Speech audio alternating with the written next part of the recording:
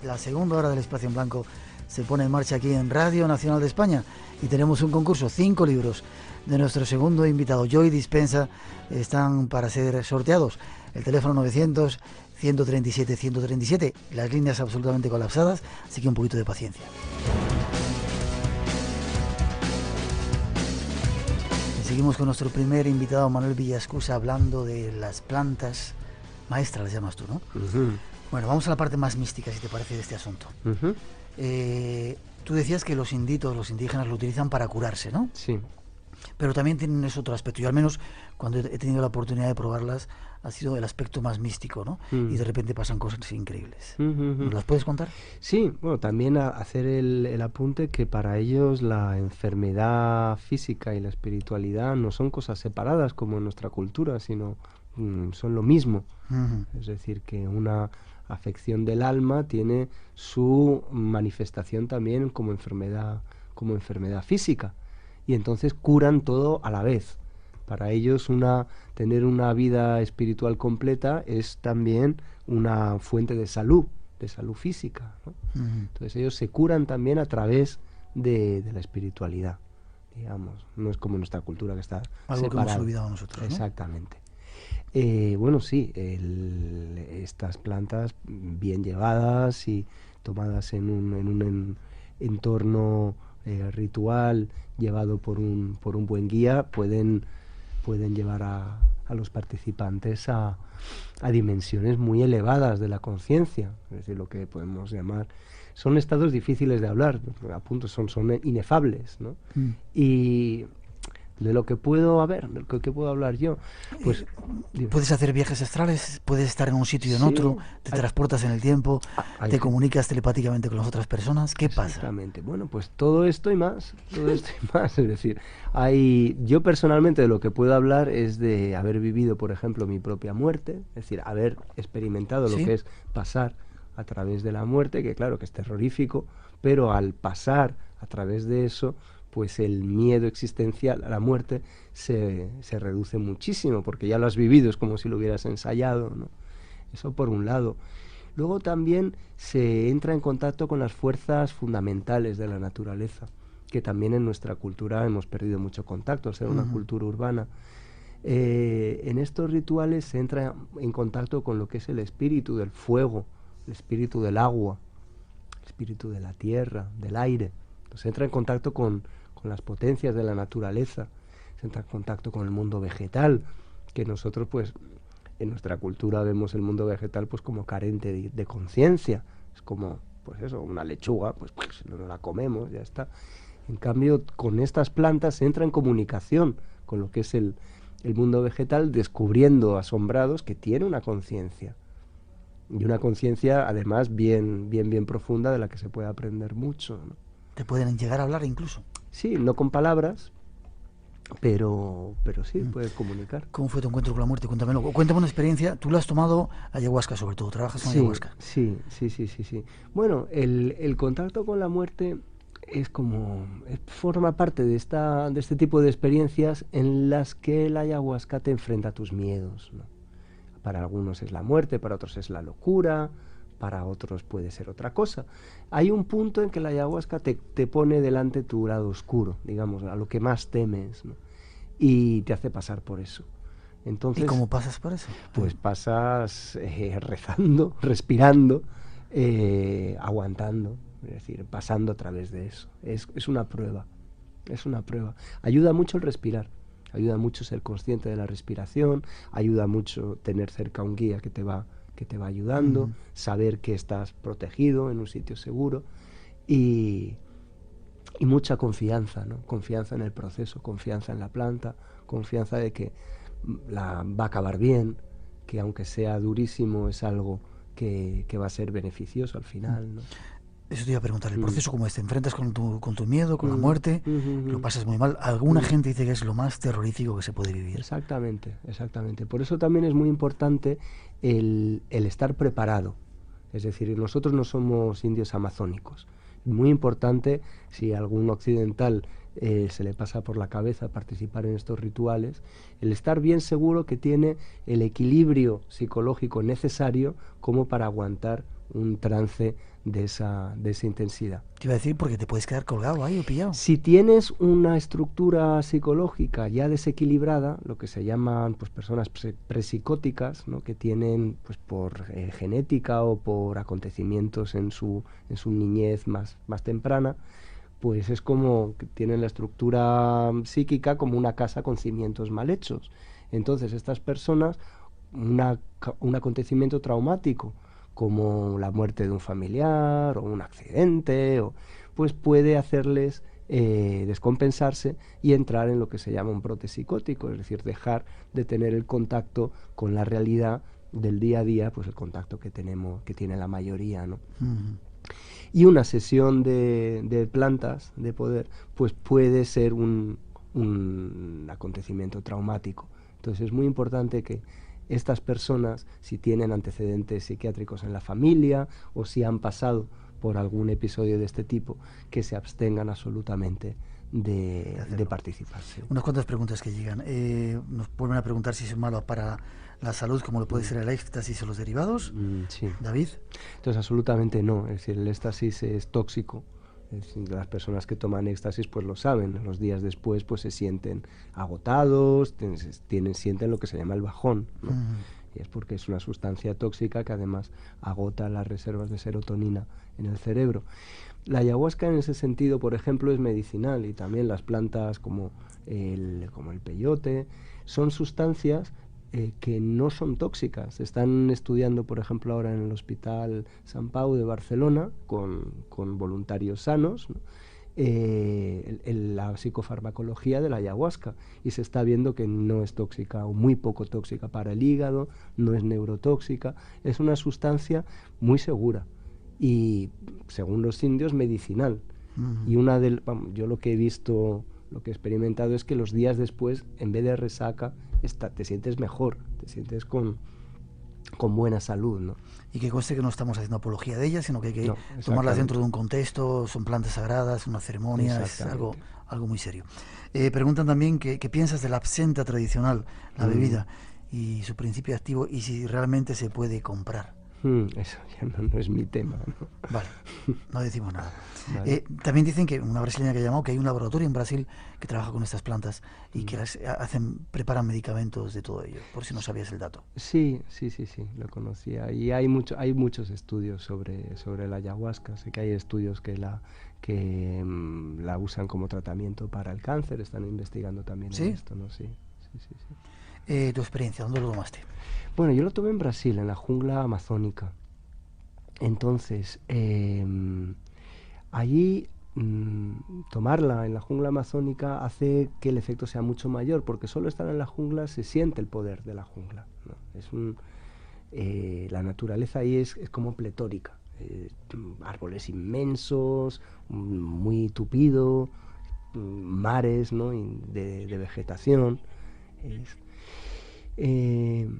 El primer contacto fue muy duro, porque lo que me aparecieron fueron los miedos, ¿no? Los miedos de haberme adentrado tanto en un entorno que no era el mío, ¿no? Eran 3 días de viaje, después de varios días en canoa, ¿no? Viajando por ríos cada vez más estrechos, ¿no? Hasta llegar hasta donde tomamos la ayahuasca. Y sentí el poder de la jungla, y al principio fue un contacto pavoroso, ¿no? ¿Ibas tú solo o ibas con más gente? No, iba con más gente, íbamos en un grupo. Era esta clínica de la que os comentaba, que trata a toxicómanos con ayahuasca, ¿no? Uh-huh. Entonces yo iba ahí como terapeuta, y íbamos en grupo, con el grupo de los adictos, ¿no? Uh-huh. Que iban a seguir el tratamiento. ¿Y después del miedo? Después del miedo vino el alivio, ¿no? El haber sido capaz de pasar a través del miedo y ver que seguía vivo. Es decir, ver que podía pasar a través de ese miedo, ¿no? Y eso, claro, me hizo sentir mucho más capaz de enfrentarme a situaciones pavorosas, ¿no? Me ayudó a desarrollar la capacidad de aceptar, ¿no? Aceptar sufrimiento, aceptar miedo. En ese sentido sentí que me hizo crecer, ¿no? Como persona. ¿Y lo has vuelto a tomar más veces? Sí, bueno, a raíz de esa experiencia, el tratamiento consistía en ir tomando una vez cada mes, ¿no? ¿Una vez cada mes? Una vez cada mes, sí. Y a veces hasta más. Cuando venían los toxicómanos, en el momento crítico se tomaba una vez por semana. Luego ya se iba espaciando a una vez cada mes. Y una vez cada mes es más o menos la frecuencia que he mantenido, ¿no? Y sí, cada vez las experiencias son menos de miedo y más de entrar en contacto con una parte que considero muy profunda de mí mismo, ¿no? La parte, qué sé yo, puede estar mirando la luz de una vela, de una llama, y entrar en contacto con lo que os decía antes, ¿no? La fuerza del fuego, ¿no? El espíritu del fuego, la fuerza elemental, ¿no? Me dicen que hay un grupo de señoritas, de chicas que están tomando absenta y que se han quedado así porque es algo malo. Hombre, la absenta, a ver, ¿qué sé de la absenta? Es un alcohol, es decir, pues una graduación muy alta. Estuvo muy de moda en pues los románticos y todo ese sí, tipo de gente. Y causó estragos, es decir, mucha gente se quedó alcoholizada y tuvo serios problemas con la absenta. Como todo, tomado con moderación, no hace daño, pero así como psicoactividad, pues por lo que sé es muy baja, es decir, tiene los efectos del alcohol y un poquito más, ¿no? Por su composición. 3 minutos para terminar el tema. Mucha gente dice que a través de estas plantas de maestras, como tú dices, plantas de poder, entras en el mundo de los espíritus, en el mundo de Dios, te decía. Es decir, ¿es un camino espiritual que te puede ayudar? El mundo de los espíritus también depende muchísimo de la cultura de donde uno venga. Es decir, para los indios amazónicos, que son una cultura animista, creen que todo tiene un espíritu, pues sí, les ayuda a entrar en contacto con los espíritus y ellos lo viven de tal modo. Para los occidentales, como no hemos sido educados en eso, es mucho más común interpretar lo que va apareciendo en nuestra conciencia como, pues, si hay personas que han estudiado psicología, pues como parte del inconsciente. Yo la manera que tengo de explicarlo es como entrar en el mundo de los sueños, ¿no? En nuestra parte más instintiva, ¿no? La parte del cerebro más profunda, más emocional. Y los que no han sido educados en creer en espíritus no ven a espíritus, ¿no? Depende mucho para estas situaciones la cultura de la que uno viene, ¿no? ¿Tú lo recomendarías? Pues a personas que están en una búsqueda espiritual, por ejemplo, pues si sienten que puede ser un camino, pues sí, ¿por qué no? Hay toxicómanos que han sido ayudados por este tipo de terapia. He dicho antes que es importantísimo tener muchísima prudencia, porque claro, son experiencias muy intensas y se dice ahí en la jungla que la ayahuasca es para todos, pero no todos son para la ayahuasca, ¿no? Qué curioso. Personas con problemas mentales mejor que se abstengan. Absolutamente. Vale. Y en África, a punto de terminar, ¿también tienen esas plantas de poder? En África está ahora, se ha conocido en Occidente la íboga, ¿no? Es una raíz de un arbusto, la tabernante íboga, también con muy fuerte poder psicoactivo, y está siendo usada sobre todo en el tratamiento de toxicómanos porque tiene, aparte de esa parte visionaria, con un viaje muy largo también de varios días, es un viaje muy largo, sí. Tiene también el efecto de quitar el síndrome de abstinencia. Entonces hay varias clínicas, hay en Canadá, en Nuevo México y en Hawái, hay clínicas de desintoxicación que trabajan con la íboga, ¿no? La persona, el adicto, se libera del síndrome de abstinencia a través de esa experiencia. Vale, mucha gente nos está preguntando teléfonos de información de esto, de gente que tiene problemas y pueda utilizar este tipo de terapias, si las hay en España, y si se puede aprender algo más, que creo que vamos a dar noticias. Las plantas de España hablaremos otro día. Se me ha olvidado la pregunta que te iba a hacer. No son peligrosas, ¿no? La iboga sí, por ejemplo. Sí. La iboga ha habido muertos. Sí. Sobre todo porque en el tratamiento de toxicomanías es muy importante que la persona venga limpia, es decir, que no se haya metido heroína, por ejemplo, antes de tomar iboga. Ha habido personas que no han seguido esa indicación y se han quedado dentro del viaje. Luego la iboga tiene más peligro, sí, que otras sustancias.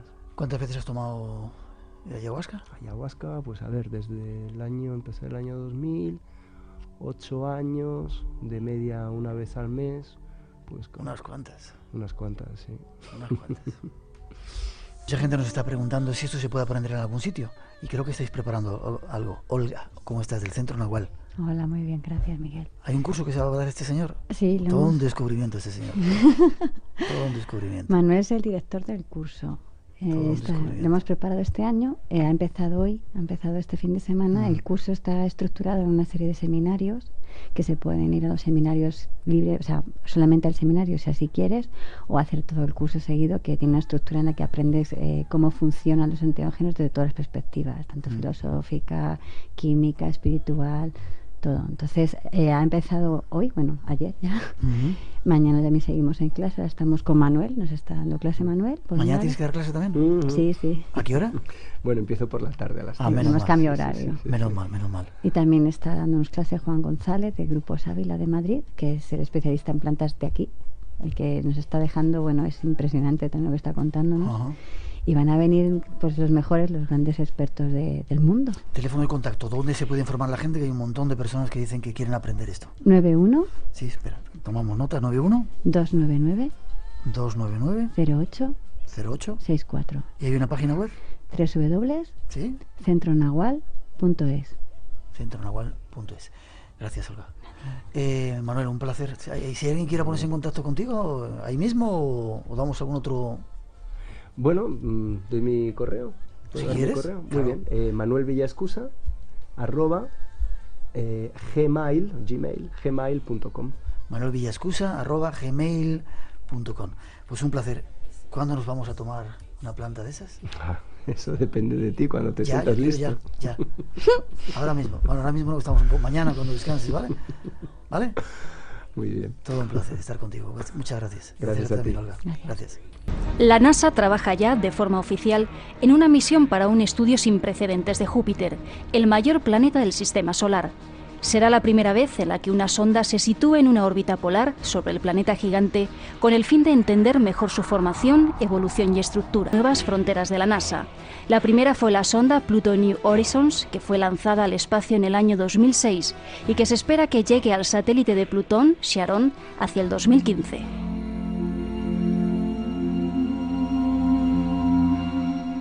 Cambiamos totalmente de tema y viajamos ahora en el tiempo hasta la Edad de Hierro, en el siglo VIII a.C.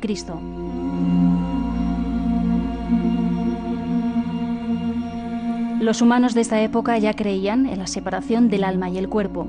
Por lo menos así lo demuestra una losa de piedra cincelada encontrada en el sureste de Turquía por un grupo de arqueólogos de la Universidad de Chicago. Los investigadores de esta universidad señalan que en el descubrimiento se aprecia una incisión en la imagen de un hombre, como reflejo de la creencia de la separación entre cuerpo y alma. El lugar del descubrimiento ha sido la antigua ciudad de Samhal, que fue la capital de un reino próspero, y hoy en día se ha convertido en uno de los sitios más importantes de excavación y extracción de materiales de la Edad de Hierro. Este hallazgo arroja luz sobre las creencias del más allá durante la Edad de Hierro, concretamente sobre la creencia de que la identidad o el alma de los fallecidos persistía en el monumento en el que se tallaba su imagen y se inscribían sus últimas palabras. Esta creencia explicaría cómo, a pesar de ser contrarias a las prácticas de judíos y otras culturas que confiaban en la unidad entre cuerpo y alma, el hombre que aparece en la estela pudo ser incinerado. 3:30, 2:30 en las Islas Canarias. Esas son nuestras noticias. Sigue el concurso en marcha. Hay 5 libros, como decimos, de este personaje que va ahora a visitarnos, Joy Dispenza. 900-137-137 en nuestro teléfono. Ahí está, no os lo perdáis. Joy Dispenza.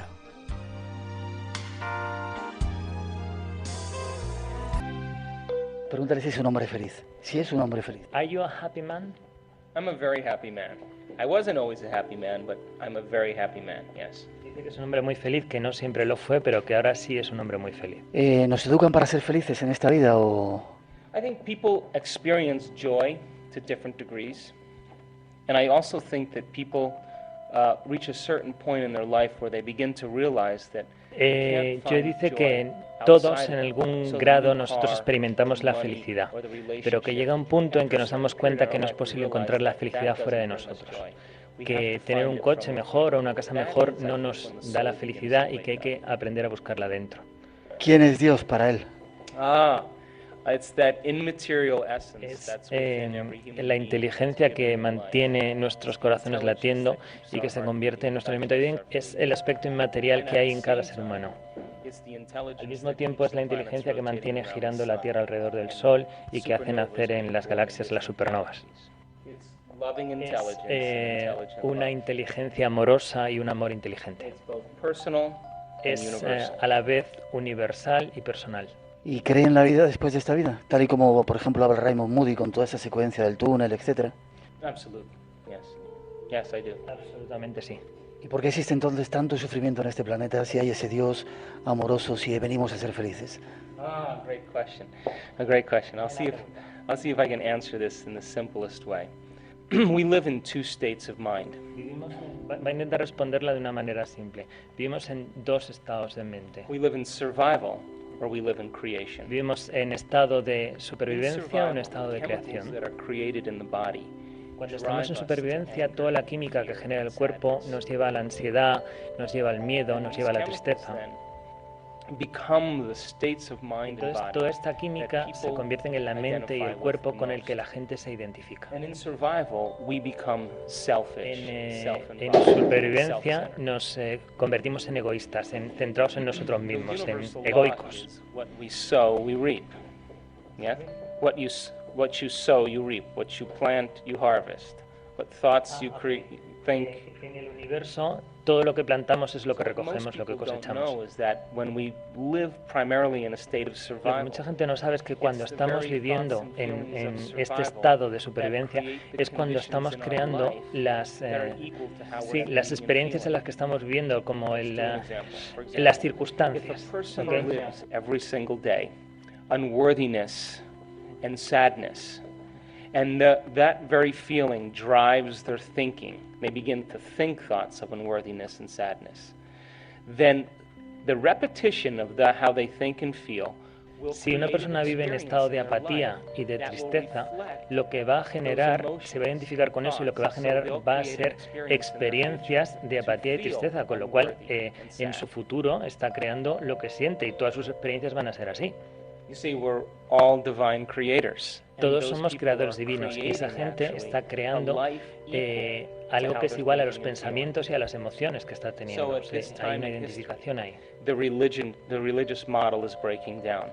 The social model is breaking down. The political model. Estamos en un momento en que todos los modelos están cayendo los modelos políticos, sociales, religiosos, incluso algunos modelos científicos. Entonces es un momento en que la gente quiere tener el poder, el control sobre sus vidas. And so the way we free people and empower people is to give them information, to give them knowledge, to empower them to create a new destiny, to teach them how to break the memories. Entonces, lo que estamos intentando para motivar, para hacer que la gente cambie, para ayudarles, es darles el conocimiento y ayudarles a crear otra realidad, una realidad en la que ellos sean los responsables de lo que está sucediendo, ¿no?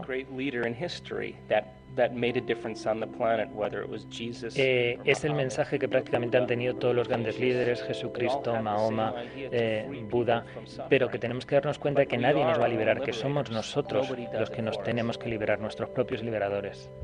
¿Se podría decir que ese es el momento histórico en el que tenemos la oportunidad de dar el salto para ser libres? I think there's a very strong division going on the planet. Some people will hold on to tradition and they'll hold on to the old paradigms and old beliefs. Those are the ones that are afraid. Ahora mismo hay como dos grupos en el planeta, ¿no? Hay un grupo de personas que están aferradas a lo tradicional, a las creencias habituales y que son los que piensan que hay un Dios vengativo, ¿no? Que son los que tienen miedo realmente. What we've been taught up until this point is a very limited understanding of the nature of reality. Y hay otro grupo de personas que están empezando a despertar y que se dan cuenta de lo poquísimo que sabemos, de cómo se está abriendo una brecha y somos conscientes de lo poco ¿Qué sabemos sobre cómo funciona la realidad? Y son esas personas las que se están atreviendo a hacer las grandes preguntas. But the last point, the element that makes it so prime right now is that it's not enough. Lo que hace que el momento sea tan importante es que nos hemos dado cuenta de que ya no basta con abrazar la filosofía, sino que es momento de ponerse en acción, que es el momento de demostrar, que es el momento de vivirlo. Sin embargo, parece que justo este momento es el más crítico que ha vivido la humanidad. Una gran crisis, guerras, gente muy decepcionada. ¿Tiene que ser así para dar ese salto? Human nature, the way human beings are, is that we're comfort seekers. So we have to wait for crisis in order to change. Desafortunadamente, la naturaleza humana, que somos todos buscadores de confort y de comodidad, necesitamos que ocurra esto, que haya una crisis para de verdad podernos poner en marcha y involucrarnos en el cambio. Está en la naturaleza humana que sea así. Y parece ser que la ciencia en este momento es la que puede ayudar a comprender cosas metafísicas como Dios, como la evolución. ¿Es así? Thankfully it is. And the reason that it's becoming so pragmatic is because science is becoming the language, the contemporary language of spirituality, finally. Jesus, 2,000 years ago, was Sí, afortunadamente eso es así porque el lenguaje científico se ha convertido en el lenguaje de la espiritualidad, que cuando hace 20 siglos Jesucristo venía a traernos las verdades, hablaba con las palabras y con el lenguaje de aquella época, pero en este momento el lenguaje de la actualidad es el lenguaje de la ciencia. Se dará cuenta que él ha sido, con su trabajo, una revolución para que mucha gente esté comenzando este despertar. Well, if it is, I'm humbled and I'm honored by it, primarily. My purpose in life, my true mission, Si es así, se siente profundamente honrado porque él considera que su misión en la vida es dar a la gente el poder, la oportunidad de cambiar sus vidas, de vivir conforme a las condiciones que ellos quieren vivir. Hay una premisa en esto de la nueva era que dice: piensa en positivo y tu vida será positiva. Pero parece muy sencillo. No solo se resume todo a pensar en positivo, porque si no todo el mundo podría ser feliz, y sin embargo cada día hay más infelicidad. ¿No será una trampa esto de decir ser positivo, ser buenos, pensar en positivo y la vida cambia? La cosa es más difícil, parece. My work is not about thinking positively. I want to be absolutely clear on Su that. trabajo no tiene nada que ver con pensar en positivo, que quiere ser muy claro a este respecto. We have 3 brains in one brain that allow us to go from thinking Tenemos 3 cerebros to en doing, uno que to nos being. permiten ir desde hacer, Thinking, doing, pensar, hacer and being. y ser. Now, you can think positively, but you can feel negatively. Mind is doing one thing, body is doing something else. La persona puede estar pensando en positivo, pero puede estar sintiendo en negativo. Sus emociones pueden ser negativas. Y la ley cuántica no responde más que al ser. Being negative. Si la persona está pensando en positivo, pero está siendo negativo, no va a A funcionar. person can have an intention of a new life, but could pray in the state of guilt, thinking a new life but feeling guilty. La persona puede estar pensando en positivo, pero al mismo tiempo puede estar sintiéndose culpable. Este es el viejo paradigma. Y ese paradigma nunca va a conseguir respuesta. Current scientific model tells us that we can change the way we think, we change the wiring La in our ciencia lo que nos dice es que primero cambiamos los pensamientos en el cerebro y de ahí cambiamos el cuerpo. El cuerpo necesita cambiar para crear una nueva mente. Ahí está el cambio real. By the time we're 35 years old, most people Pero en las personas a partir de los 35 años, las emociones se acaban convirtiendo, los sentimientos se acaban convirtiendo en el modo en que pensamos. So then, if the person has memorized guilt or suffering or anger, if they've memorized Si la those persona lo que ha states, memorizado, lo que ha asimilado ha 20 sido years or culpa, 30 years, ha sido it's that sufrimiento, very emotion that's driving their thoughts esos and son behaviors. las emociones que van a guiar su pensamiento y su conducta. So my work presently is about teaching people how to unlearn Entonces, or su trabajo se unmemorize centra those básicamente emotional en states enseñar a la gente and then a reinvent a new desaprender self, unlearn esas conductas para poder crear un nuevo estado. Hay que desaprender para poder crear. So then you understand thinking positively will do nothing unless you begin to address what is it I need to change first. What is it that Con I lo que need no to tiene, unmemorize no es to suficiente make pensar en room positivo, for la new gente se life? tiene que centrar en Because qué what's es lo que going on necesita, por dónde tiene que internally empezar a will be cambiar, reflected porque lo que es dentro es in lo que se va a external. reflejar fuera. Maharishi Mahesh Yogi decía que si el 10% de la población meditara, haría que cambiara el restante 90%. ¿Esto puede ser un proceso así? Si la gente comienza a cambiar sus paradigmas interiores, podemos hacer que cambie el resto del mundo. So, let's go back to those 3 brains, okay? Volvamos a los 3 cerebros. So, we can meditate. The science has shown that people Podemos who meditar y la meditate ciencia ha in the demostrado que city, cuando las the personas crime meditan en una rate ciudad, drops. por ejemplo, las cifras de criminalidad descienden. But when the experiment is over and the Pero meditators cuando leave, el the experimento crime rate termina returns y back los to the meditadores se same vuelven a value. sus ciudades, la criminalidad vuelve a las cotas anteriores. So, those 3 brains, thinking, doing, being. It's not enough to think peace. We have to demonstrate it. Entonces You can't volvemos shake al tema de hands los in 3 cerebros, church ¿no? and say, "Peace Al be with pensar, you," al hacer, and al then ser. get in your No car basta and con cut everybody pensar. off in the parking lot 'cause Tenemos you wanna que be the cambiar first eso. one out. No basta Mind is con doing one estrechar las thing, manos a la body's doing gente the y other. hablar de When we paz y demonstrate brindarnos it, paz, we now have porque the luego power volvemos al aparcamiento y de repente we're empezamos a pelearnos por ser los influencing primeros en salir. reality because Hay que now we're the incorporar living example la paz, hay que convertirse en un peace. ejemplo vivo de la paz para producir el cambio.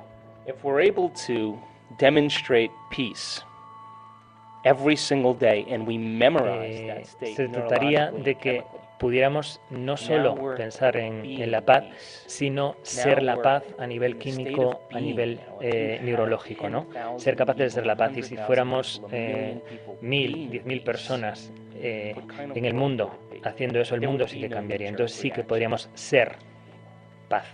And I think that this is where people get confused, quite honestly. I think that Aquí es donde la gente when our cree que se behavior confunde, ¿no? Donde está el error. matches our Cuando intention, nuestras when our intenciones se actions are alinean con aligned nuestras to our conductas, thoughts, cuando nuestras when our acciones se mind and alinean con body nuestros are working pensamientos, together, cuando we have nuestra the mente se alinea power of con the universe el cuerpo, ahí es behind us. cuando el universo está detrás apoyándonos. And nobody is excluded from it. Everybody has the power. Y nadie está excluido, todo el mundo tiene este poder. Vamos a cosas prácticas, si te parece. ¿De qué forma podemos cambiar esas redes neuronales que nos hacen ser y pensar de una manera determinada? Cosas prácticas. How much time do we have? ¿Cuánto tiempo tenemos? 2 o 3 días. 2 or 3 days. This is one of my favorite questions. Esta es una de sus preguntas favoritas. Every time you learn something new, you make Cada a vez new que aprendemos synaptic algo, connection in your se brain. crea una That's what nueva learning conexión is. Learning is making neuronal. new connections. Eso es lo que es aprendizaje, crear una sinapsis nueva. Remembering is maintaining those Recordar connections and es keeping them mantener alive. esas conexiones y mantenerlas vivas. And in neuroscience, just like relationships, the Y more en we neurociencia es communicate, como en las relaciones personales. bonds Cuanto we más have, nos yeah? comunicamos, más estrecho es nuestro contacto. So we could say then, every time you learn something Entonces, new, cada vez que aprendes you algo nuevo, upscale es the como si hardware in your brain. reinstalaras hardware en tu cerebro. The second way we evolve our brain La is segunda when forma we en cómo make nosotros new podemos hacer experiences, que nuestro when we cerebro have se desarrolle es novel tener experiences nuevas in life. experiencias, nuevas vivencias. So when we're in the midst of an experience, all of our senses are gathering information, and it's sending a rush of information back Cuando to estamos the brain. en mitad de una nueva experiencia hay un montón de información que llega a nuestro cerebro a partir de 5 caminos, ¿no? De los 5 sentidos. Y las neuronas se tienen que organizar y se ponen a funcionar para reflejar eso en nuestro cerebro. Now, experience teaches the body Entonces what la the mind experiencia, is el intellectually experimentar le enseña a nuestro cuerpo lo que la mente Because at the moment intelectualmente those ha neurons recibido. string together, they release chemicals. Porque en ese momento que se produce la conexión neuronal hay un montón de química que se reparte por el cuerpo. Entonces se convierten en lo que sentimos y podemos recordar las cosas por recordar cómo nos sentíamos. So, knowledge is for the mind, experience is Conocimiento es for the para la body. mente, experiencia es para el cuerpo. If a person is living by the same emotions every single day, Entonces, si una persona está viviendo todo el día bajo las mismas emociones, teóricamente es una persona que no está teniendo so they nuevas think the same experiencias. thoughts every day. They perform the same Es una actions, persona and que they va a feel the estar same feelings. pensando los mismos pensamientos cada día, haciendo las mismas conductas y sintiendo los mismos And sentimientos, so las the mismas brain doesn't emociones. change. Y entonces su cerebro no cambia. And the law in neuroscience is nerve cells that fire together wire together. Con lo cual, las conexiones neuronales se van uniéndose So cada the vez más. tragedy is people think the same thoughts, they perform the same La actions. tragedia es que they esas feel the personas same que feelings siguen every pensando day, las mismas and cosas, they siguen expect haciendo their las life mismas to conductas, change. siguen sintiendo las mismas, los mismos sentimientos, cada día siguen esperando que su vida cambie. If we fire the same thoughts and perform the same actions and feel the same feelings, the repetition of those particular patterns in the brain over time causes todos estos mismos pensamientos, emociones, sentimientos, lo que están haciendo en nuestro cerebro es estrechar cada vez más las conexiones neuronales, hacerlas más potentes. This is called thinking inside the box. Eso es lo que se llama pensar dentro de la caja. To think outside the box now is to force the brain to Entonces, fire lo in que new sequences, llamamos pensar new fuera de la patterns, new caja es combinations. forzar al cerebro a hacer nuevas And whenever we conexiones, make the brain work in different nuevos ways, patrones. we just made a new Y mind. cuando Mind conseguimos is the brain in action. hacer que el cerebro funcione And the de otra ingredient forma, that con nuevas allows conexiones, us creamos to make the brain una work differently nueva is mente. La information. mente es el cerebro en You learn acción. about quantum physics, you learn about neuroscience, you learn about genes, you learn the latest Y research. lo que and nos your brain permite begins to hacer contemplate, funcionar de otra forma el think cerebro, el differently. ingrediente es You're la making información. new mind. Informándonos sobre You la física begin to cuántica, look at reality informándonos sobre la differently neurociencia, because you're podemos seeing conseguir ver la reality realidad de otra from a new forma. mind. Podemos desde el cerebro crear una nueva mente. So, if a person Entonces, si woke una up persona in se the levanta por la morning and they mañana said, y se "What pregunta, is the ¿cuál es greatest ideal el of mayor myself ideal today?" para mí hoy? And they began to ask questions like, Y se empieza a "What preguntar would it cosas be como, like to be great? ¿cómo sería ser How would I una feel? persona grande? ¿Cómo me sentiría? What would I have to change ¿Qué es lo about que tengo que myself cambiar? ¿Qué es lo que me that keeps me mantiene the absolutamente igual? same? Who in history do ¿A I quién en admire la that I historia wanna be admiro? like? ¿A quién me quiero parecer? If they took the time and answered that Si question, se they toman el would tiempo de begin responder estas to preguntas, shuffle están their haciendo brain que in el new cerebro patterns. entre en nuevos But patrones. if they then said, "I'm not getting up until I feel like this person," Y si no se levantan de la cama then hasta they're que pueden conditioning the sentirse body como esa to a persona, new están mind. obligando When they get a up su as cerebro a that new crear una person, nueva mente, their la mente life will be de esa different. nueva vida que espera. If they woke up as the same Se person despiertan como and la did the persona same que thing, son siempre y nothing hacen in lo que their hacen life would siempre, nada en change. su vida va a cambiar. Estamos terminando. Cuando uno desaprende es cuando entonces el universo empieza a conjurar para ayudarnos a ser más felices, ¿no? When we remove the masks of those limited emotions, that intelligence Cuando podemos that's quitar giving las us life, máscaras, that's keeping our esa heart beating, not energía just in our inteligente que es food, la que hacía begins mover to nuestros leak out. corazones, puede fluir a través de Begins nosotros. to flow through us.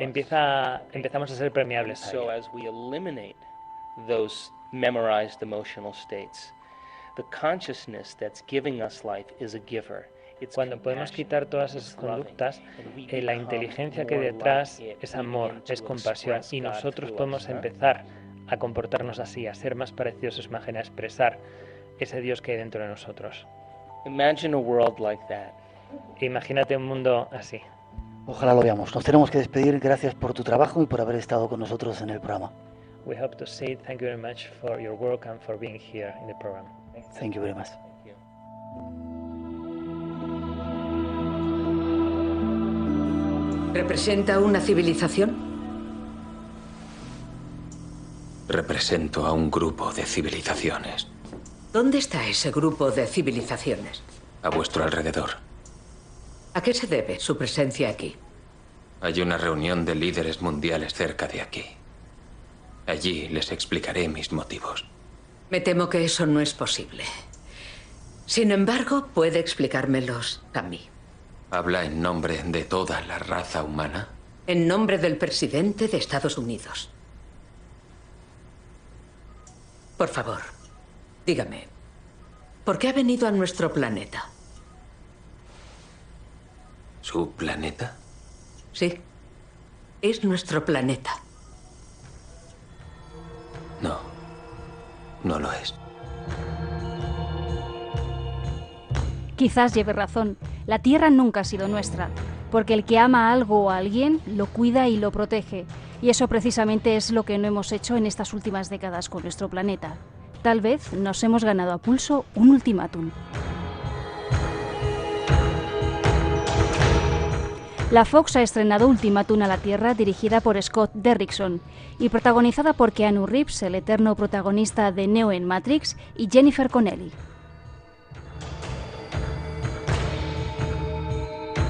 Este film, que es un remake de la película original de Robert Wise en el año 1951, lanza un mensaje ecologista en estos tiempos que parece que el ser humano se destruye a sí mismo sin apenas darse cuenta.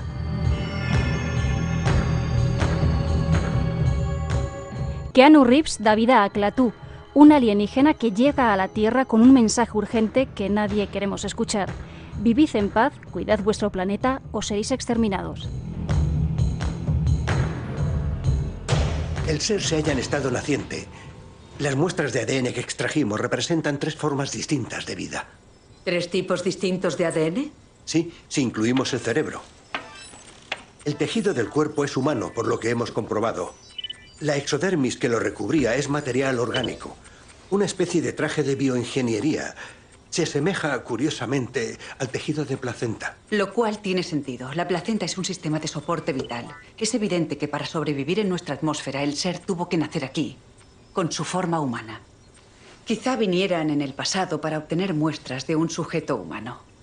Verán, desde su nacimiento, ha crecido de forma exponencial. Esto es de 1 hora después de la operación. 3 horas. 6 horas.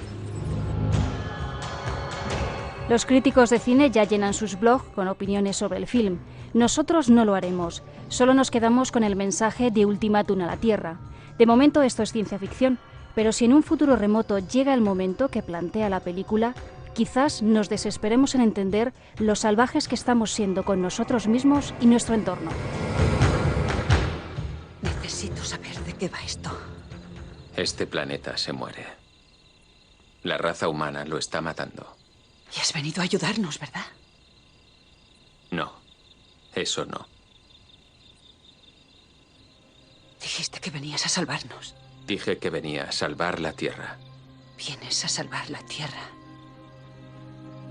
De nosotros. A salvar la Tierra. De nosotros. No podemos arriesgar la supervivencia de este planeta por una sola especie. ¿Qué insinúas? Si la Tierra muere, moriréis. Pero si morís, la Tierra sobrevive. Solo un puñado de planetas en el cosmos pueden albergar formas de vida complejas. No puedes hacerlo. Y no permitiremos que perezca. Cambiaremos. Aún podemos arreglar las cosas. Hemos observado y aguardado esperando que cambiarais. Por favor. Habéis llegado a un punto límite. Por favor. Repararemos los daños que habéis causado y daremos a la Tierra otra oportunidad. No lo hagas. Por favor. Podemos cambiar. Podemos hacerlo. La decisión está tomada.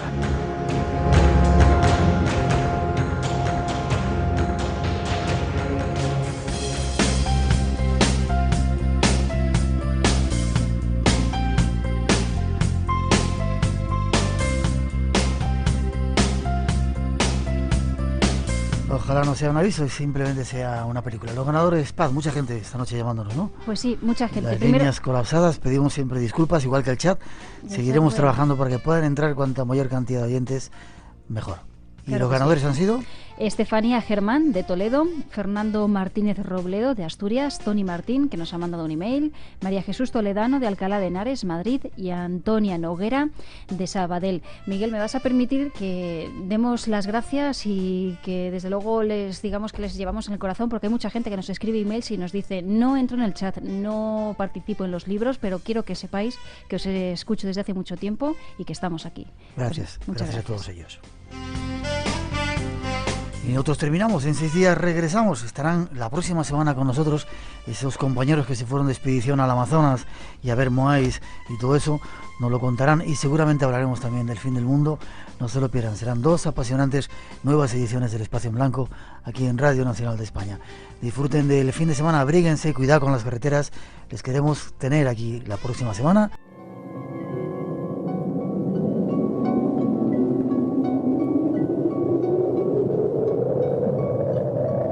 Solo cuando el túnel está en la más absoluta oscuridad es cuando puede volver otra vez la luz.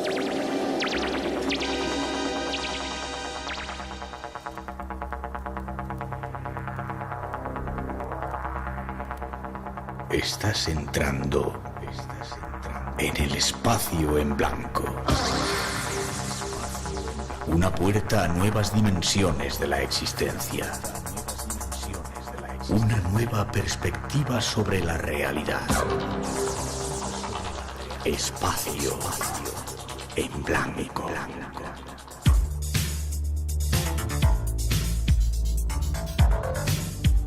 Una producción Escrita y dirigida por Miguel Blanc. Esperamos, ya veréis.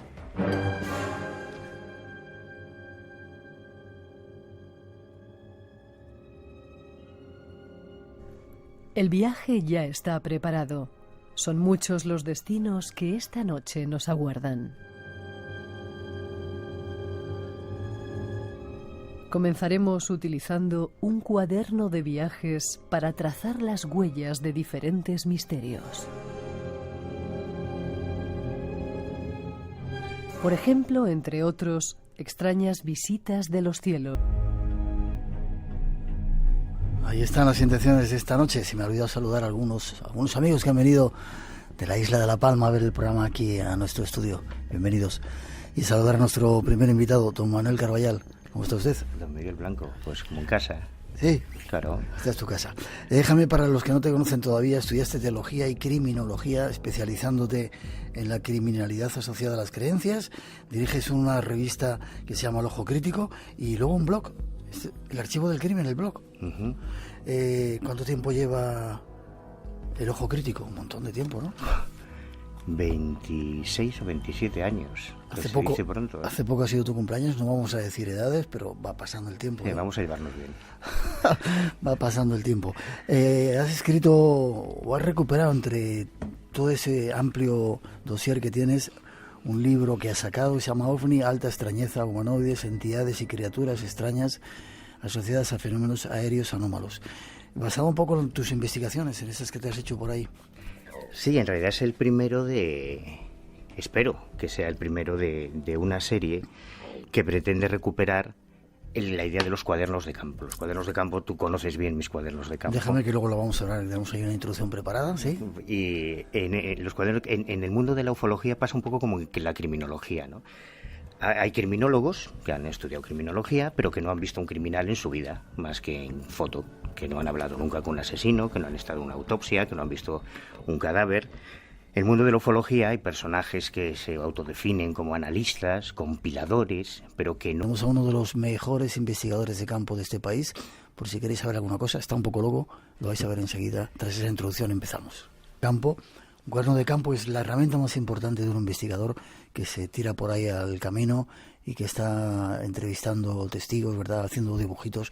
Yo he visto a este señor, como hemos viajado muchas veces juntos, no sé si contar aquello del San Pedro. Estancas y el tipo con el cuadernito apuntando todo y controlando todo. Pero gracias a eso, yo te puedo decir ahora qué estabas haciendo en cualquier hora, en cualquier minuto de cualquier año en el que viajamos juntos. ¿Qué estabas haciendo? ¿Cuándo fue lo de Cuba?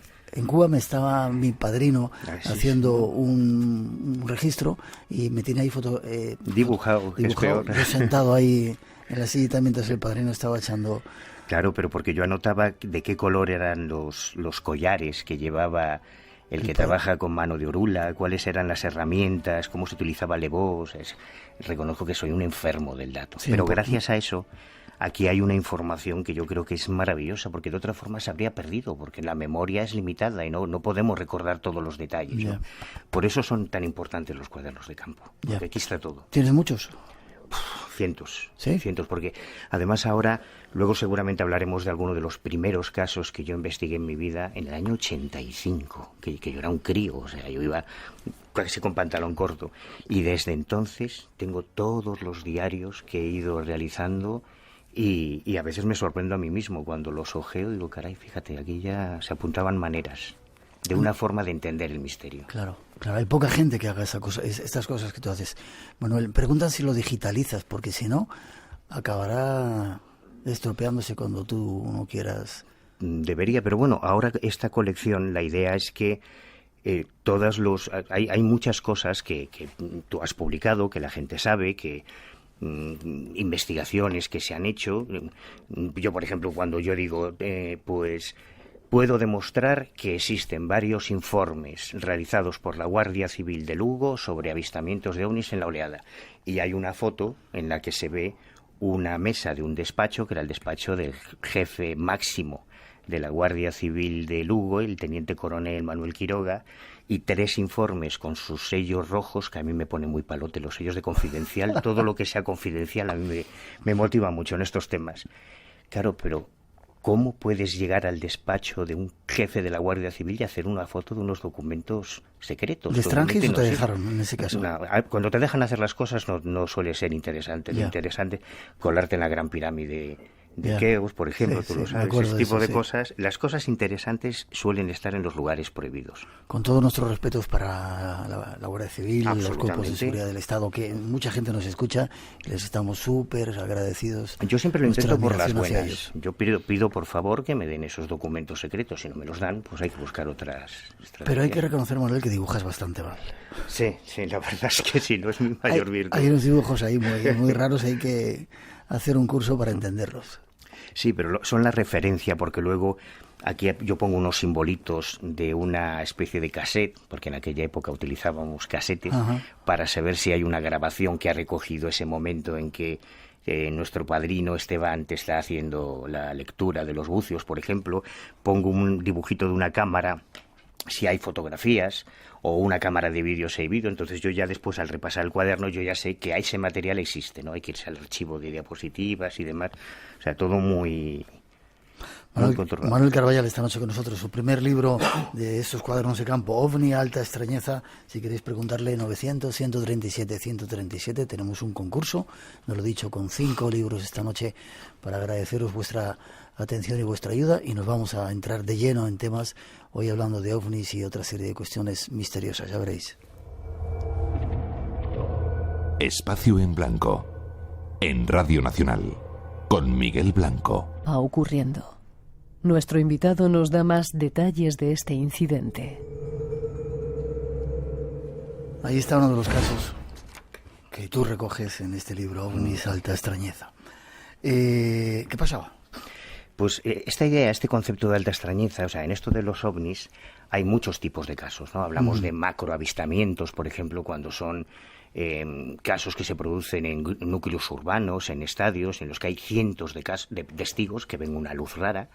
Hay casos de encuentros con humanoides, hay casos de detecciones en radar, pero este tipo de casos que he querido coger para este primer libro son casos especialmente bizarros, especialmente forteanos, que ni siquiera encajan en la casuística ufológica convencional y que además suelen ser el gran reto. O sea, tú ya sabes cómo me trabajo, me conoces hace muchos años, más del 90% de los casos que yo he investigado tienen una explicación. Yo he encontrado una explicación. Más del 90%, sean de poltergeist, de apariciones, de ovnis. Cuando buscas el origen, claro, si te limitas a recoger el testimonio de alguien que con buena intención te dice que vio una luz en el cielo, pues tú cuentas, este señor vio una luz en el cielo. Si tú quieres saber qué era esa luz, es cuando empieza una investigación que puede durar meses o años incluso. No hace mucho estuvimos hablando del tema de Castaneda, fueron 5 años de investigación. Pero hay casos que se resisten, que por mucho que te esfuerces en encontrar una explicación, no solo no consigues llegar a una respuesta convincente, sino que además se escapan a toda la clasificación habitual. En el caso de Ferrerías que estábamos oyendo, es un caso que yo denominaba la regla quebrada, porque se produce en una oleada ovni frenética que ocurrió en Galicia entre finales del 95 y mediados del 96. Yo personalmente llevaba compilando lo que llamamos el Catálogo Gallego de Avistamientos OVNI, que empieza en 1945, yo no había nacido, pero bueno, ya había gente que recogía casos de ovnis, y entre 1945 y noviembre entre agosto de 1945 y noviembre de 1995, teníamos recogidos en el Catálogo Gallego unos 400 casos. Pero es que desde finales del 95 a mediados del 96 recogimos más de 200. O sea, se habían visto tantos ovnis como en 40 años. Casos de todo tipo. Y era una locura porque Miguel Pedrero lo vivió conmigo, José Lesta, Alex Navarro. Íbamos de pueblo en pueblo al que íbamos nos decían que habían visto algo y que además se había visto algo en otro lugar. Entonces era una cosa realmente disparatada, ¿no? Pero descubrimos que justo en ese momento, y esto no puede ser una casualidad, cuando se estaba desarrollando la oleada gallega, hicimos muchas cosas. Primero lo que es el trabajo de encuesta sobre el terreno, de recoger los testimonios. Todos esos casos los metimos en un ordenador. Ese ordenador nos permitió comparar con un programa astronómico si los ovnis podían ser Venus o podían tener alguna explicación, no encajaba. Miramos también si podía tener que ver con un efecto contagio sociológico, cuando la gente hablaba de ovnis en la tele, pues que la gente se sugestionase, tampoco encajaba, los casos se producían antes de las noticias. Y cuando los llevamos a un mapa de Galicia, descubrimos una cosa curiosa, y es que la mayoría de los casos se producían en zonas de depresiones del terreno, en cuencas de los ríos, en valles entre montañas, lo que los militares llaman zonas gap de invisibilidad al radar. Y entonces descubrimos que en ese momento, en la base aérea de la Virgen del Camino, en León, del Ejército del Aire, se estaba construyendo el primer dron espía español, el proyecto Shiva. Ahora estamos muy familiarizados con los drones, todo el mundo tiene su dron de juguete, pero en el año 95 nadie tenía ni idea de lo que era un dron, y ahí se estaba fabricando. Entonces llegamos a la conclusión de que detrás de la oleada gallega parecía una hipótesis razonable pensar que había algo militar. Y entonces llega este caso que te rompe todos los esquemas.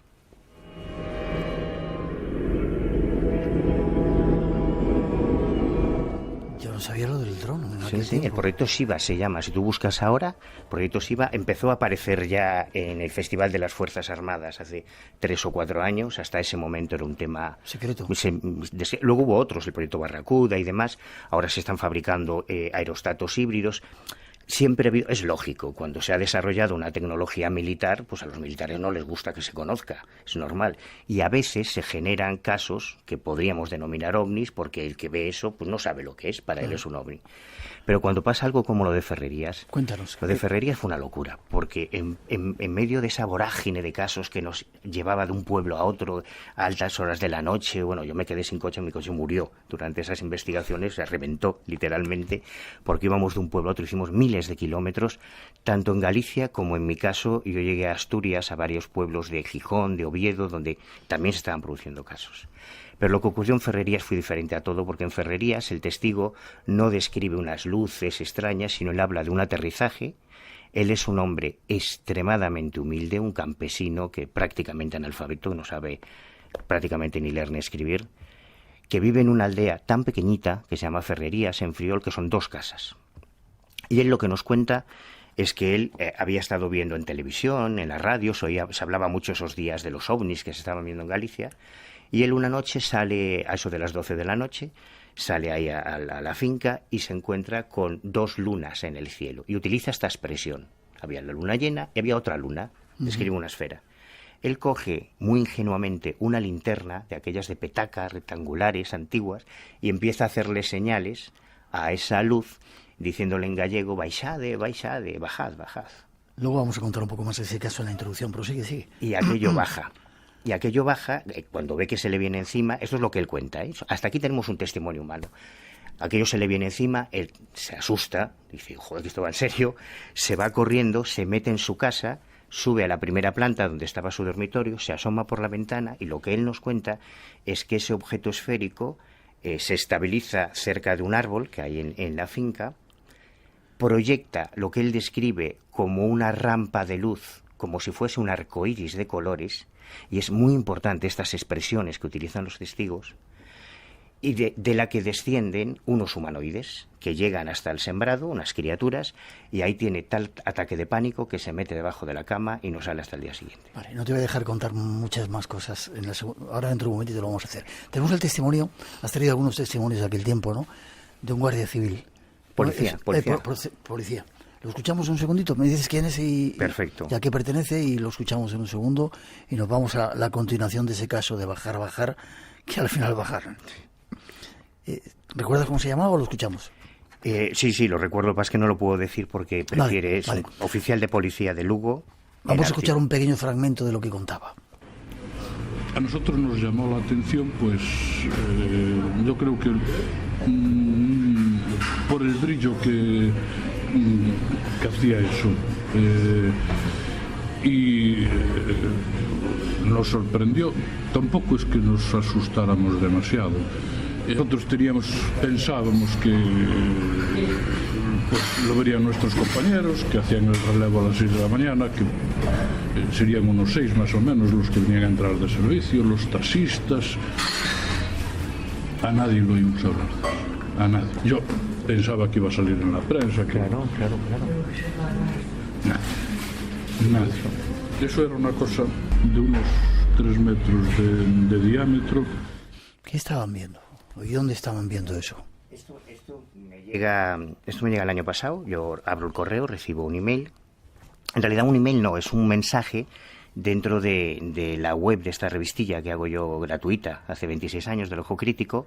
Hay una página web y había una sección. Digo esto porque me parece interesante, porque la sensación que a mí me dio es que el testigo, que luego supe que era un oficial de policía, había estado buscando por internet a alguien que le despertase confianza para contar una historia que no había contado nunca, ¿no? Y encontró, cuando el Ojo Crítico cumplió 50 números, hace unos años, pues yo le pedí a ti, a muchos amigos, que nos hiciesen unas líneas, pues, de lo que habían sido todos esos 50 primeros números del Ojo Crítico, y en varias páginas pues poníamos las opiniones, los comentarios que tuvisteis la amabilidad de hacernos, ¿no? Y en la página en la que estaban los comentarios de Juan Antonio Cebrián, de Jesús Callejo, de Ignacio Darnaude, de varios amigos, esta persona deja un mensaje, me dice que le gustaría contactar con nosotros, que busca a alguien serio para compartir una experiencia que le atormenta desde hace años y que no quiere, sobre todo, que no quiere ningún protagonismo. Esto es bueno porque, por desgracia, hay muchos testigos que sí quieren el protagonismo. Eso no es una garantía de que mientan, pero podría ser un móvil. Pero cuando un testigo no quiere dinero, no quiere fama, no quiere salir en la tele, no quiere que le reconozcan, te vas quedando sin argumentos, ¿no?, para imaginar que pueda estar fabulando o que busque algo raro. Entonces contactamos, yo me desplazo a la ciudad donde ocurrió, que es en Lugo, y lo que él me cuenta es que una noche, estando de servicio con otro compañero de la policía, no recordaba la fecha. Al principio fue complicado localizarla, porque él solo recordaba que el servicio que tenían era vigilar las calles para que no aparcasen coches, porque al día siguiente se iba a producir un evento de la Vuelta Ciclista a España que iba a pasar por ahí. Con los datos que él me da, al final conseguimos localizar la fecha exacta. En el año 82 ocurrió. Y él, a eso de las 6 menos cuarto de la mañana, a las 6 de la mañana hacían el cambio de guardia con otros compañeros policías, en plena muralla de Lugo, una muralla romana. O sea, por eso digo que son casos de alta extrañeza, porque es que no tienen ni pies ni cabeza. Que un conductor, un camionero, yendo por una carretera aislada, en plena noche, vea algo extraño, ocurre con mucha frecuencia. Pero que 2 oficiales de policía, en pleno centro de la ciudad de Lugo, encima de la muralla romana de Lugo, vean una esfera de 3 metros de diámetro que empieza a despegar muy lentamente, desprendiendo una serie de bolitas, decía él, más pequeñas. En el libro tengo los dibujos que hace él ilustrando la historia, que al mismo tiempo va impregnando de una especie de radiación o luminosidad todas las antenas de las casas que hay alrededor, y que inicia un despegue muy lentamente y de repente sale disparado a toda velocidad. Y este hombre desde entonces me decía que él lo único que quería era que alguien le dijera qué demonios fue aquello que vieron, porque no tenía ni idea, ¿no? En pleno casco urbano, con 2 policías, o sea, no tiene ni pies ni cabeza. Por eso hablamos de casos de tan alta extrañeza. 2:32, 1:32 en las Islas Canarias. Seguimos adelante. Nuestro teléfono, si queréis preguntar, 900-137-137. No vais a seguir escuchando la historia esa de bajad, ahora dentro de un momento. Radio Nacional, el sonido que nos une. 2 veleros están cruzando muy cerquita de nuestro barco.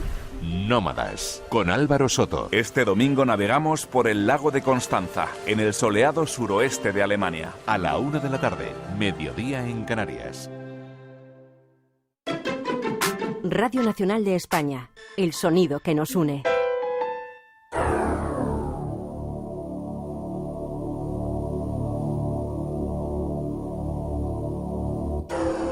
Sigamos con más extrañas historias. En esta ocasión, a la búsqueda de huellas de otro mundo.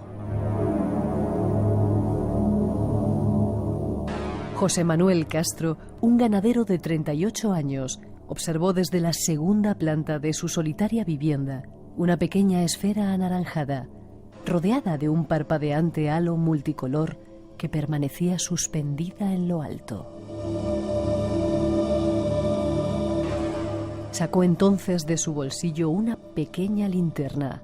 Levantó el brazo, apuntando con su luz a la misteriosa estrella, y comenzó a moverlo a derecha e izquierda, al tiempo que, presa de una gran excitación, gritaba: «¡Bajad!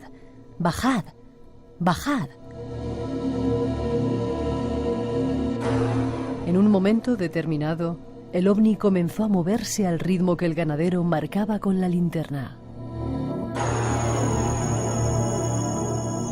Sin embargo, la sorpresa inicial de José Manuel pronto se tornó en pánico, pues repentinamente el objeto volador se dirigió a toda velocidad hacia él, hasta situarse a unos 50 metros de su posición. Conozcamos más detalles de este intrigante caso. Le habías dejado a Manuel que el pobrecito José Manuel Castro estaba metido debajo de la cama, acongojado. Claro, y no salió hasta la mañana siguiente con un ataque de pánico. Hay que verse en la situación, ¿no? Decirle una luz en el cielo, baja, baja, y que baje. Y como decía él, carallo, he baixado. Pues claro, cuando él cuenta esta historia, él es un hombre muy humilde, subrayo lo de humilde, en el sentido de que no tiene una gran formación intelectual, bueno, ni grande ni pequeña, no tiene información. Encima es gangoso, es tartamudo, cuando te está contando las cosas se pone nervioso, habla un gallego muy cerrado. Entonces la primera impresión dices, bueno, este tío, en fin, me está contando aquí una milonga, ¿no? Y es la primera impresión que yo tuve. Mira, pues a lo mejor tú esa noche bebiste algo, hombre, pues vi un Ribeiro para tal, bueno, pues ya está. Pero entonces me dice que el lugar donde se posó el objeto hay unas huellas sobre el terreno. Claro, esto es algo que también solo pueden ver los investigadores de campo, porque los que trabajan con YouTube, con Internet, pues nunca han visto unas huellas. Cuando hay unas huellas, esas huellas las hizo alguien. Y efectivamente, en el lugar donde él señalaba que se había posado el objeto, encontramos 3 huellas que formaban un triángulo isósceles de 8 por 8 por 5 metros, o por 10 metros, dando la impresión de una especie de trípode o de algo. Pero no solo eso, sino que él nos contaba que donde descendieron, hay otra cosa que a mí que fue realmente la que me mosqueó. Él dice que cuando ese objeto esférico se acerca, dentro veía las siluetas de una especie de seres de unos 2 o 3 metros de alto, haciendo una descripción idéntica a la que tú y yo le escuchamos hacer al doctor Padrón, en el caso Galdar de Gran Canaria, que yo estoy seguro que este campesino analfabeto de Lugo no sabe quién era el doctor Padrón. Pero cuando usa las mismas palabras dices, joder, ya te mosqueas, ¿no? Pero es que no solo eso, es que solo unos días antes, en un pueblecito que se llama Proaza, en Oviedo, yo había estado recogiendo un caso de un matrimonio de campesinos que habían visto exactamente una esfera igual, utilizaron la expresión una rampa de luz como un arco iris de colores, y era imposible que se conociesen entre ellos, ¿no?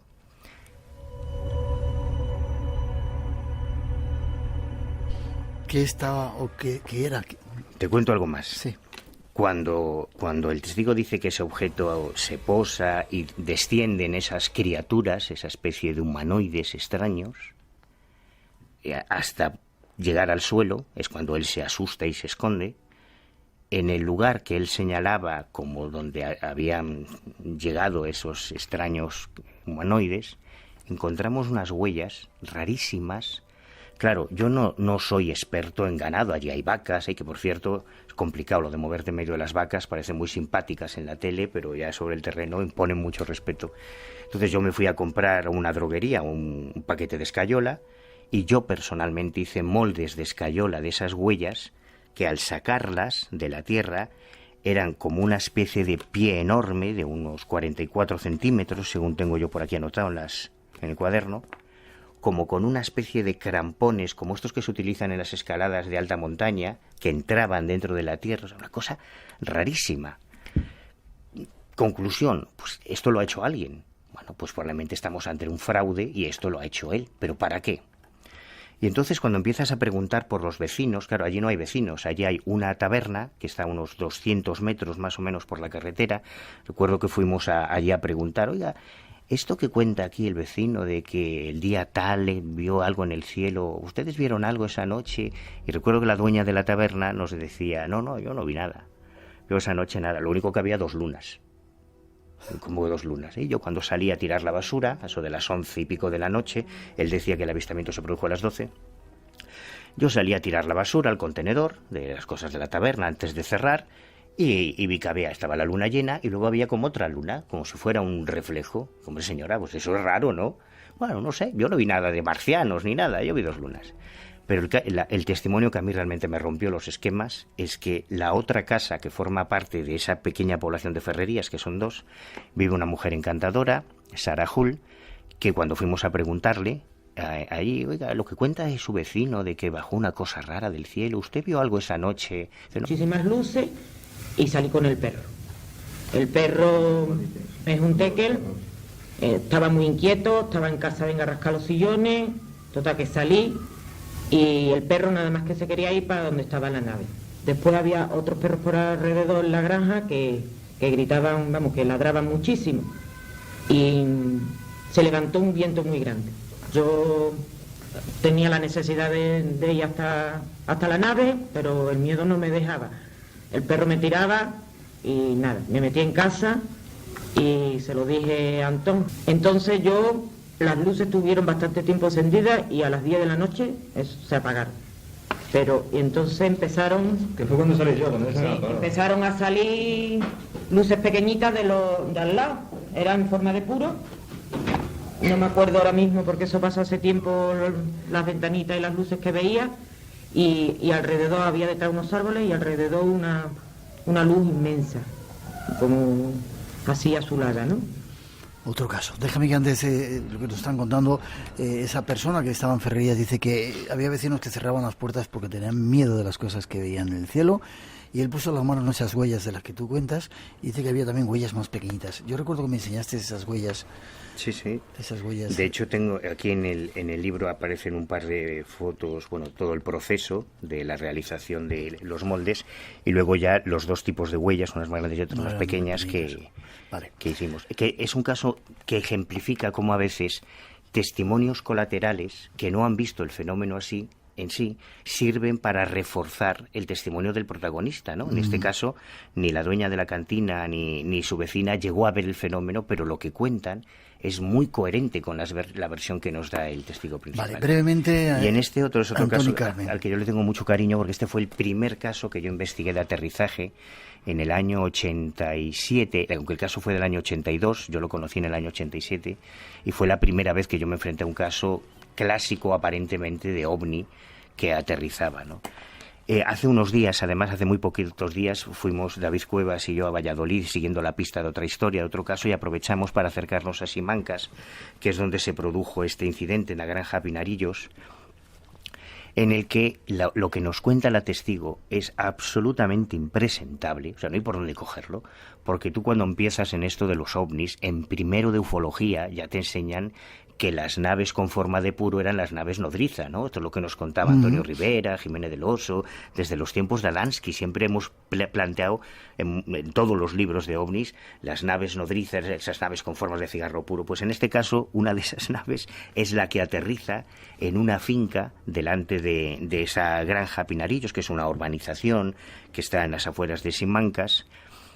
Lo verdaderamente bizarro y forteano es que, además de lo raro que es que el testigo describe, es que podía describir un platillo volante, que es lo normal, ¿no? Algo más convencional. No, pues describe un cigarro puro, rodeado de ventanillas, que además genera una serie de fenómenos luminosos alrededor muy extraños, pero que en un momento determinado, cuando desaparece el objeto, escuchan, tanto ella como su pareja, Antón, que era profesor de inglés, allí, un pip, un sonido, un pitido, y cuando se asoman a la ventana encuentran una especie de ser extraño, de criatura, como una especie de felino, moviéndose al ritmo de esos pitidos, ¿no?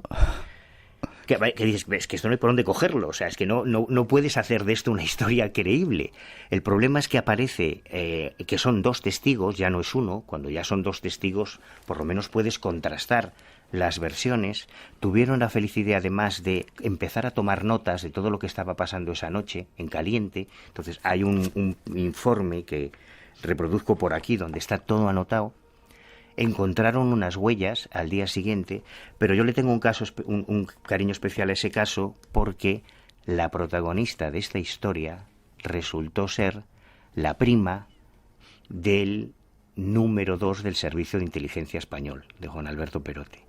Y fue la que me abrió las puertas a mí, gracias a Carmen, para conocer a Juan Alberto Perote, al coronel Perote, y a partir de ahí empezar a investigar todo ese mundo desconocido que es el de la injerencia de los servicios de inteligencia con el mundo del misterio. Pues todo nació en la granja de Penarillos, con un caso absolutamente forteano y extraño. 2:46, 1:46 en las Islas Canarias. Nos queda otro testimonio que yo quiero que escuchemos brevemente, y nos cuentas el de Penamoa, quizás también sea de los primeros que tuve investigado. El primero, este sí fue el primero. Vale, escuchamos. El mundo del misterio, de las cosas raras, de lo extraño.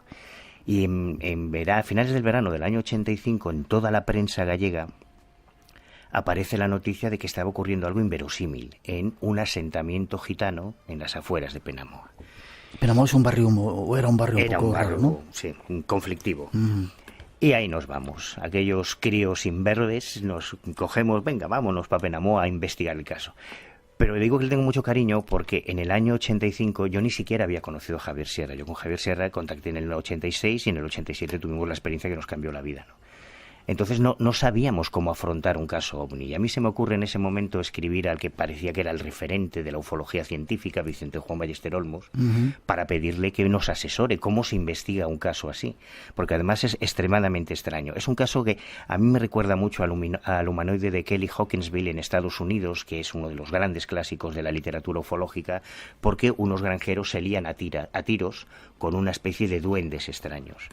En Penamoa fueron 13 días de disparos. ¿13 días? Fueron cientos y cientos de cartuchos. La comunidad gitana salía por la noche armados con las escopetas, los rifles de caza.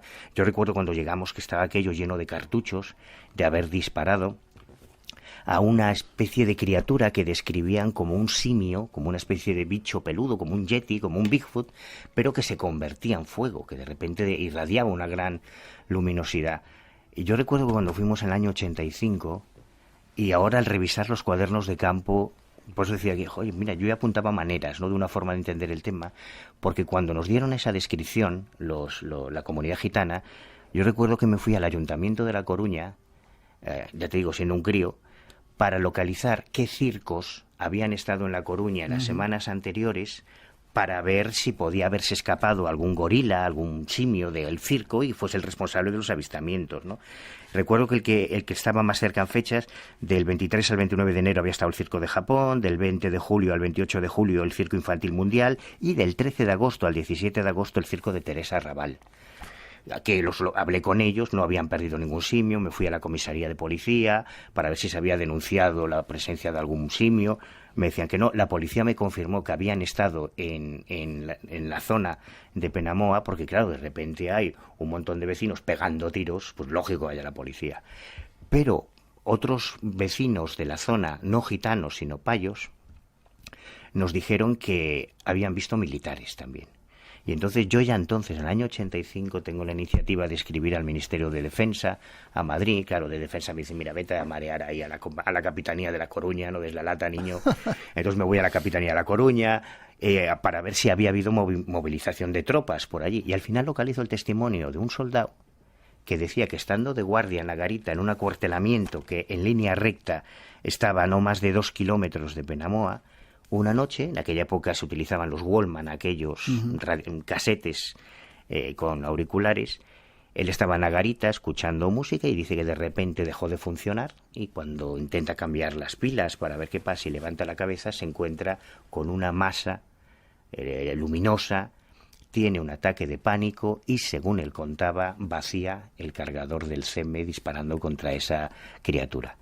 Lo interesante de la historia de Penamoa es que hace unos meses, actualizándola en marzo de este año, encontré un testimonio en un foro de criminología de alguien que decía que sus padres habían sido testigos, pudimos actualizar, digamos, el caso a fecha de hoy, pero la paradoja de esta historia es que hoy en día la historia de Penamoa aparece solo en libros de sociología, en libros de folclore, de antropología, como si fuese una leyenda urbana, como si fuese la Santa Compaña, el Urco, cosas del folclore popular gallego, y no. Hubo docenas y docenas de personas reales, con nombre, con apellido, que aseguraron haber visto eso. O sea que a veces esas leyendas que atribuimos a folclore, superstición, detrás de ellas hay personas reales que aseguran que vieron algo real. 2:52, 1:52 en las Islas Canarias. Cambiamos de misterio, cambiamos de paisaje, cambiamos de lugar. Pero antes os damos un avance de lo que vamos a seguir tratando. La zona del silencio.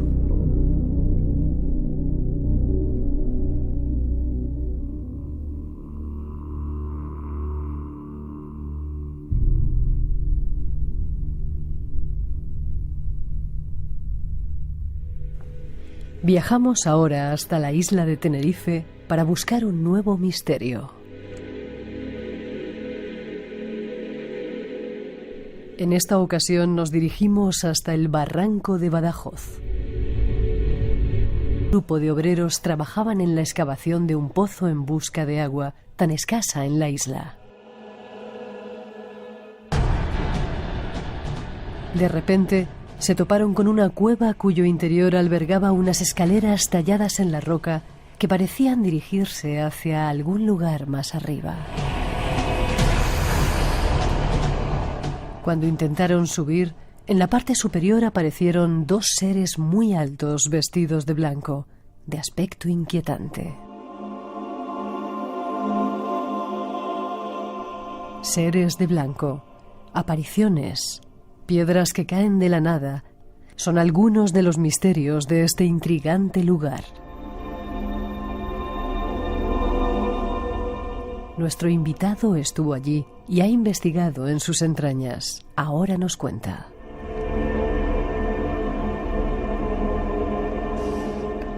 Montón de comentarios. Dice que programa tan ameno, un gusto escucharos desde México.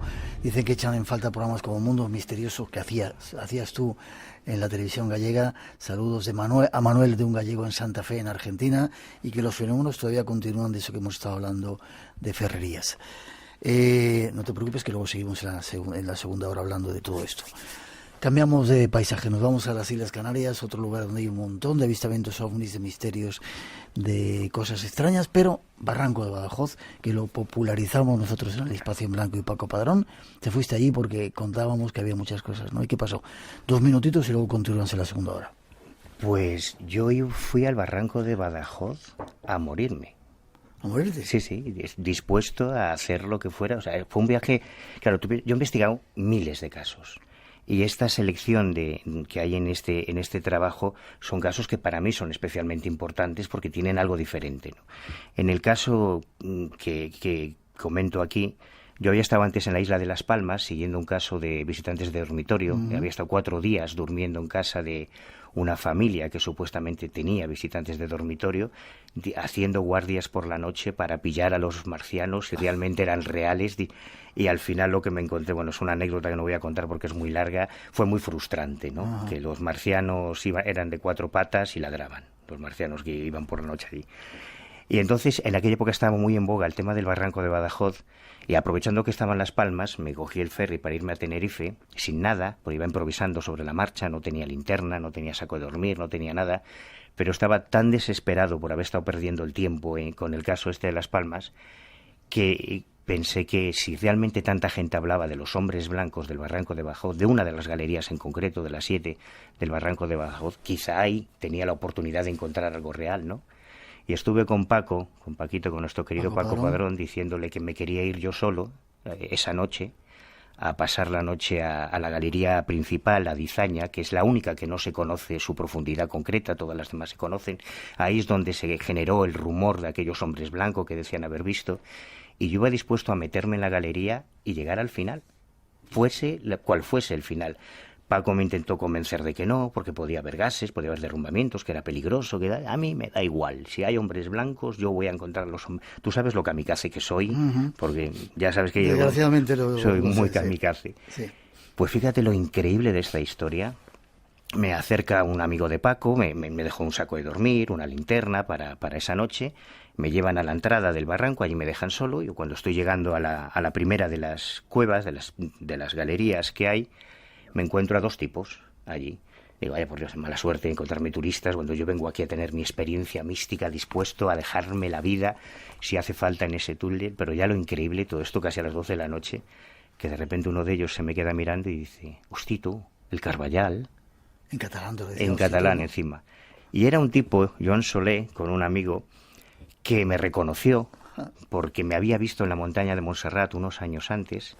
No hubo manera de quitármelos de encima. Yo que iba ya a tener una experiencia mística y trascendente y quería estar solo, pues claro, el tío me reconoció y no hubo forma, ¿no? Entonces nos metimos en la gran galería del barranco, kilómetros, yo no sé hasta dónde demonios llegamos, hasta que encontramos gases, la galería estaban inundadas. Espérate un poquito, ¿vale? Luego te cuento el desenlace. Espérate un poquito.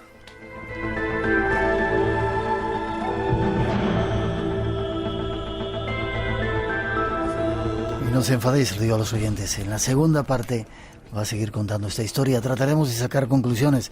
Nos vamos a ir en una conexión en directo hasta México para hablar de la zona del silencio, eso que ahora mismo vais a volver a escuchar del gran maestro Fernando Jiménez del Oso. Y si todo sale bien, tenemos a los compañeros en un lugar encantado y vamos a conectar con ellos también a ver si está pasando algo raro. Este es el Espacio en Blanco, 900-137-137 nuestro teléfono. Blanco Radio en Facebook, Twitter y Instagram. No os vayáis, que todavía tenemos mucho que contaros, ¿verdad, Manuel? Mucho, lo mejor viene ahora. Vale, no os vayáis, seguid unidos.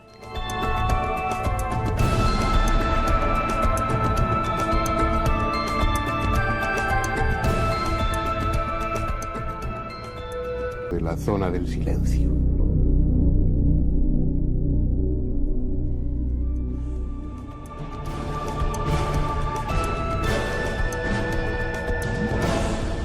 Si te gusta el misterio, lo desconocido, tienes una cita con nosotros.